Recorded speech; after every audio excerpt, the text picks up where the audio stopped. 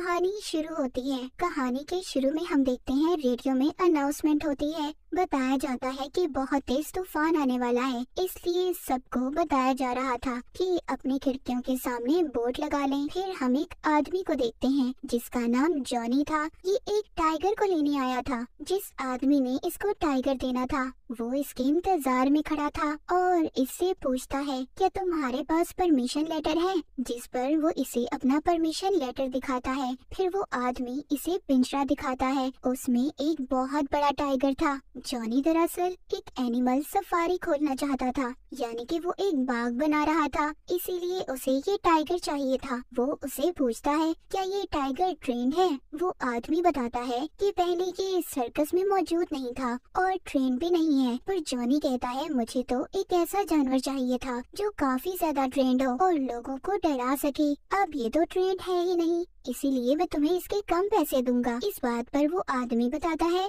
कि अभी अभी ये एक घोड़े को खा गया और खड़े खड़े इसने 300 लोगों को डरा दिया। This cat attacked a circus horse. ये कहानी जब जॉनी सुनता है तो अब वो टाइगर लेने के लिए तैयार हो गया था। जाने से पहले वो आदमी जॉनी को ये भी बताता है कि इस टाइगर ने 2 हफ्ते से कुछ भी नहीं खाया, यानी वो बता रहा था कि वो कितना ज्यादा खतरनाक है और जॉनी को इस टाइगर से बचकर रहना था। वो आदमी जॉनी को टाइगर का पिंजरा पे बदलने का तरीका बताता है। इसके बाद हम एक लड़की कैली को देखते हैं, उसके साथ उसका भाई भी मौजूद था। जॉनी दरअसल इनका स्टेप फादर सौतेला बाप था, मगर ये दोनों इसी के साथ रहा करते थे। वैसे तो कैली ही अपने भाई का ख्याल रखा करती थी, मगर अब इसको कॉलेज जाना था, इसीलिए अपने भाई को केयर सेंटर छोड़ने आई थी। इसको अब जाना था। ये अपने भाई को गुड बाय बोलती है। जैसे ही ये गुड बाय बोलती है वो रोने लगता है, चिल्लाने लगता है, मगर पास खड़ी एक लेडी उसे चुप करवाती है। और तभी यहाँ पर एक और लेडी आती है और इसको बताती है कि हम कैली के अकाउंट से पैसे नहीं ले सकते,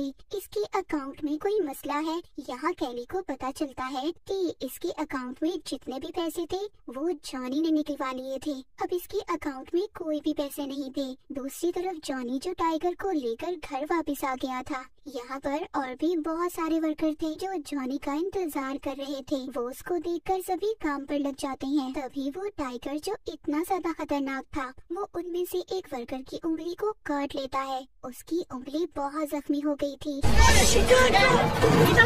जॉनी उसको यहाँ से जाने का कहता है और कहता है जाओ जाकर डॉक्टर को चेक करवाओ। वो इसके लिए उसे पैसे भी देता है। उधर ही हम बाकी वर्कर्स को देखते हैं जो घर की सभी खिड़कियों को सील कर रहे थे। यहाँ पर कैली और उसका भाई भी आ गए थे। कैली जॉनी से पूछती है कि तुमने मेरे अकाउंट से सारे पैसे क्यों निकलवाए, जिस पर वो कहता है कि तुम्हारी माँ के मरने के बाद सारे पैसे मेरे हो गए थे। दरअसल कैली की मॉम ने मरने से पहले कोई भी वसीयत नहीं छोड़ी थी, इसी वजह से सारे पैसे जॉनी के अकाउंट में ट्रांसफर हो गए थे। बाद में कैली जॉनी के पास जाती है और उसे कहती है मुझे मेरे भाई के इलाज के लिए कुछ पैसे चाहिए, जिस पर वो कहता है कि मेरे पास तो जितने भी पैसे थे इन पैसों से मैं टाइगर खरीद लाया, अब मेरे पास कोई पैसा नहीं है। कैली भी अच्छे से जानती थी अगर इस आदमी के पास पैसे हुए भी तो उसे नहीं देगा और ये अपने भाई को भी अब इस आदमी के पास नहीं छोड़ना चाहती थी। ये अपने प्रोफेसर को कॉल करती है और उनसे पूछती है क्या मैं अभी भी अपने सेमेस्टर को कैंसिल करवा सकती हूँ, जिस पर वो उसे कहते हैं तुम बहुत बार ऐसे कर चुकी हो कैली, और अगर इस बार तुमने ऐसा किया तो मैं तुम्हारी स्कॉलरशिप को खत्म कर दूंगा। ये सुनकर कैली के पास कोई और रास्ता नहीं था। वो कहती है नहीं आप ऐसा नहीं करेंगे, मैं अपने सेमेस्टर को आगे नहीं करवाऊंगी। खैर इसके बाद कैली अपने भाई को सोने भेज देती है और खुद भी सो जाती है। इसको रात को सपना आता है कि ये अपने भाई को मार रही है। ये डरकर उठ जाती है। बाहर बहुत तेज तूफान था। हमें बाहर एक आदमी को भी दिखाया जाता है जिसका चेहरा नजर नहीं आता, मगर कोई था जिसने टाइगर को घर के अंदर छोड़ दिया था। उधर कैली को जो डरावना सपना आया था ये अपने भाई को देखने जाती है। इसका भाई तो आराम से सो रहा था, पर इसको यहाँ पर एक लिखा हुआ नोट मिलता है जो जॉनी का था, जिसमें उसने लिखा हुआ था कि वो स्टोर जा रहा है। इसके बाद कैली फ्रिज से पानी लेने जाती है, पर जब ये पानी लेने जा रही थी तभी ये सीढ़ियों में खड़ी टाइगर को देखती है जो इसके घर में है। ये उसे देखकर बहुत ज्यादा डर जाती है और एक कमरे में जाकर दरवाजा बंद कर लेती है। ये चाहती थी कि किसी तरह ये इस घर से बाहर निकले। ये खिड़की के रास्ते से बाहर जाना चाहती थी, मगर जब ये देखती है तो खिड़कियों को भी सील कर दिया गया था, यानी कि वो सब बंद थी और उनके आगे बोर्ड लगा दिए गए थे।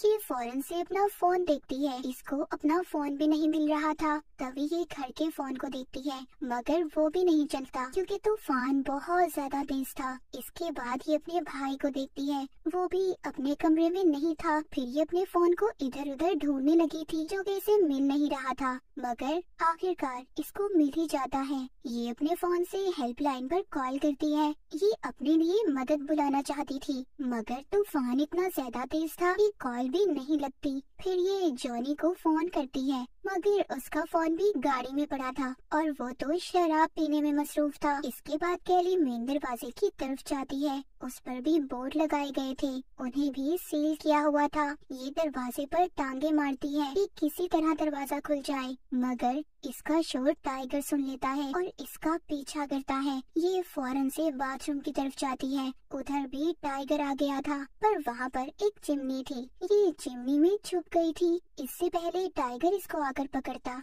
इसी दौरान इसका फोन भी नीचे गिर गया था। टाइगर उस पर अपना पाँव रख लेता है। इस तरह इस बेचारे का फोन भी टूट जाता है और जो कैली का पसीना नीचे गिर रहा था, टाइगर उसे सूंघता है। उसे पता चल गया था कि लड़की अंदर चिमनी में मौजूद है। टाइगर ने इसे देख लिया था। वो इस पर हमला कर देता है, मगर ये अपनी जान बचाते हुए ऊपर की तरफ जा रही थी।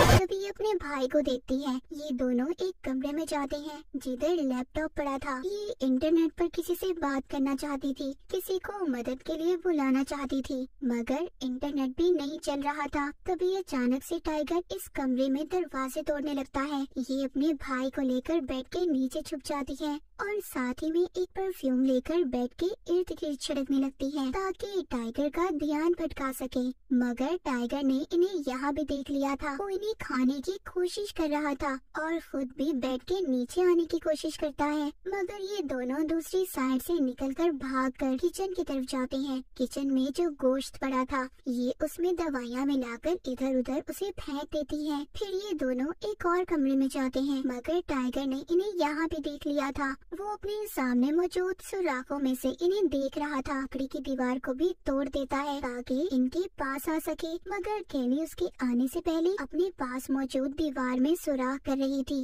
और फिर वहाँ से दूसरी तरफ चली जाती है। ये एक और कमरे में चली गई थी, जबकि टाइगर भी इनकी तरफ आ रहा था। ये टेबल से रास्ते को बंद कर देती है। इस कमरे में आकर ये खिड़कियों को तोड़ने की कोशिश कर रही थी, मगर उन पर भी बहुत मजबूती से बोर्ड लगाए गए थे जो इससे तो नहीं टूटते। तभी ये बंदूक की गोलियों को देखती है और बंदूक को इधर उधर ढूंढने लगती है, मगर इसको बंदूक तो नहीं मिलती। लाइफ इंश्योरेंस के पेपर्स मिलते हैं जिसमें लिखा था कि इसकी और इसके भाई की मौत के बाद जितने भी पैसे थे वो जॉनी को मिल जाएंगे। इन सब बातों से अब इसको थोड़ा बहुत अंदाजा हो गया था कि कौन है जिसको हमारे मरने से फायदा हो सकता है और हमारे मरने की प्लानिंग कर रहा है। कैली रोने लगती है और गॉड से मदद मांगती है। तभी उसे बंदूक मिलती है। ये अब बंदूक में गोलियां डालकर आगे जाने लगती है। ये बंदूक से टाइगर को मारने वाली थी, पर वो नहीं चलती। अब टाइगर इसके पीछे पड़ चुका था। ये टेबल के नीचे छुप जाती है। इसके बाद कैली किचन की तरफ जाती है, मगर टाइगर इसका वहाँ भी पीछा कर रहा था। वहाँ पर कैली टाइगर को चूल्हे पर आग से थोड़ा सा जला देती है, मगर वो ज्यादा नहीं जलता। तभी इसको यहाँ पर एक खिड़की नजर आती है जो खुली थी। उसके आगे बोर्ड नहीं लगा हुआ था। ये उस खिड़की से बाहर जाकर गाड़ी में बैठकर उसे चलाने की कोशिश करती है। तभी इसको अपना भाई याद आता है। ये उसे अकेला ही अंदर नहीं छोड़ सकती थी। ये अपने भाई के लिए वापस अंदर आ जाती है और उसे यहाँ वहाँ ढूंढने लगती है, जो कि एक कोने में बैठा बिल्कुल खामोश और डरा हुआ था। ये अपने भाई के पास जाकर कहती है कि मैं तुम्हें कभी नहीं अकेले छोड़ूंगी और हर मुश्किल में तुम्हारा साथ दूंगी।